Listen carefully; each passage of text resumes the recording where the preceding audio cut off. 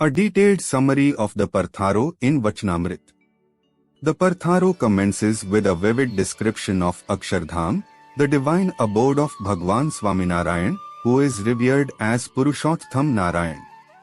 This celestial dwelling is depicted as a realm of divine serenity and spiritual enlightenment. The narrative then shifts to the earthly realm, where Dharmadev, a Brahman, and his wife Bhaktidevi were subjected to harassment by malevolent demons. In response to their plight, Swaminarayan Bhagwan, in an act of divine intervention, decided to incarnate on earth. He was born to Dharmadev and Bhaktidevi in the humble village of Chapaya, India, in the year 1781. He was given the name Ghanashyam, a name that would become synonymous with divine benevolence and spiritual wisdom. At the tender age of 11, Ghanashyam renounced the comforts of home and embarked on a journey across India. Assuming the ascetic identity of Neelkantvarni, he endured numerous hardships and performed rigorous tapasya. His spiritual journey was marked by encounters with many demons and false gurus, all of whom he vanquished with his divine powers. In the year 1799, Neelkanta's journey led him to Ramanand Swami, a revered spiritual leader. Recognizing the divine aura of Neelkant, Ramanand Swami accepted him as a disciple and initiated him into the spiritual fold as Sahjanand Swami. Upon the demise of Ramanand Swami in 1801, Sahjanand Swami assumed the mantle of leadership of the Sampradaya. As the head, he propagated the principles of Ekantik Dharma far and wide, guiding countless souls on the path of spiritual enlightenment. The text provides an intimate portrayal of Swaminarayan Bhagwan, detailing his daily routine, interactions with devotees, and physical attributes, including the tilaks and chains adorning his body. It delves into his enlightening discourses, through which he dispelled ignorance and doubt, granting divine visions to his devotees. Through a series of miracles and profound teachings, he established the worship of Narayan, thereby guiding his followers towards spiritual liberation.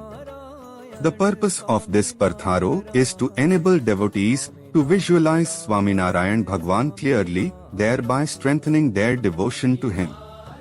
It serves as a spiritual guide, illuminating the path towards divine realization and inner peace. Through this narrative, devotees are encouraged to emulate the virtues of Swaminarayan Bhagwan, fostering a deeper connection with the divine. Summaries of Vachanamruts 1 to 20 in First Gadhada. 1. The act of continuously focusing the mind on Bhagwan's Murti is immensely challenging, yet it yields the highest spiritual rewards.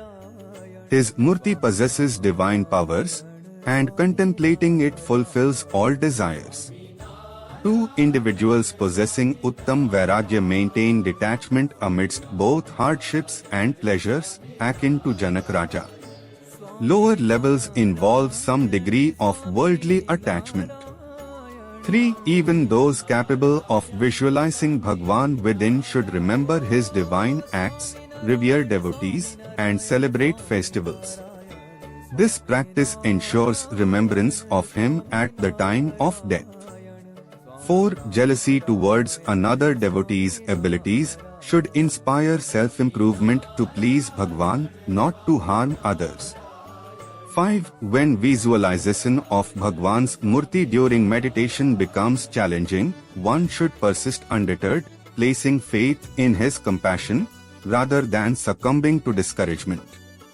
6. A wise devotee identifies faults within themselves and seeks improvement. They perceive others and even Bhagwan favorably, in contrast to fools who do the opposite. 7. The Anvay and Vyatirek forms represent the united and distinct states of the Jiva, Ishwar, Maya, and Bhagwan. These should be understood. 8. Devotees should engage their senses fully in serving Bhagwan and Sant and articulate their own spiritual strengths. However, they should refrain from imitating Bhagwan's behaviors. 9. Those with firm conviction in Pratyaksha Bhagwan should desire him alone, not the powers or experiences associated with his divine abode. 10. Avoid the company of ungrateful individuals, but forgive those who rectify their misdeeds through penance. 11. Vasana refers to any residual worldly desires within the mind. An ekantik bhakta lacks all desires except for Bhagwan. 12. Understand how Prakriti, Purush, and Kal interact in creation. Comprehend the 24 elements to liberate oneself from the ignorance that binds one to worldly life. 13. Bhagwan, as the Antaryami, allocates bodies to jivas based on karma. He does not divide any single jiva into multiple entities. 14. A householder who follows Bhagwan's commands conquers more miseries than a renunciant relying solely on his own intellect. 15. To realize Bhagwan, one must persist boldly despite obstacles in concentrating on his murti within the heart during meditation. 16. A wise devotee identifies faults within themselves and rectifies them. They perceive virtues in Bhagwan, Sant, and devotees. 17. Never utter words that discourage others from pursuing the spiritual path. Such behavior indicates a weak mind and weak conviction. 18. Careful engagement of the senses and satsang lead to inner purity. Do not externally imitate Bhagwan's behaviors, as the inner state differs. 19. To realize God, perfect inner renunciation, detached wisdom, devotion, and one's social duties in unison. 20. Failing to recognize one's own blissful Atma represents the pinnacle of ignorance.